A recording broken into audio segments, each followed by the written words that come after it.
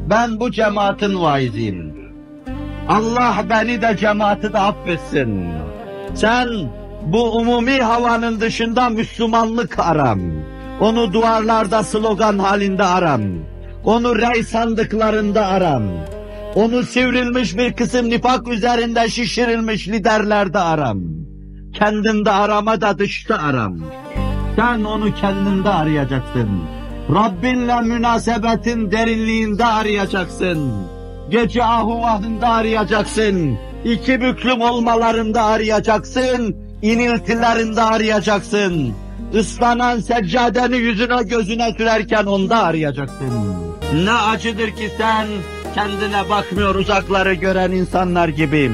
Gelecek şeyi de gidecek şeyi de dışta arıyorsun. Sen sende değilsin.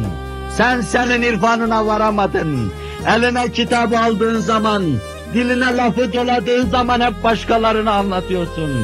Demiyorsun ki benim şu Firavun nefsim, Firavundan daha aşağı daha bayağı nefsim. Bu irşatlara herkesten ziyade ihtiyacı vardır.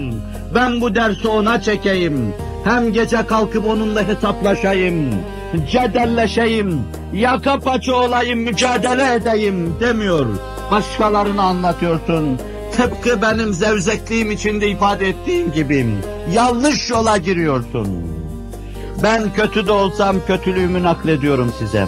Anlatıyorum bunu.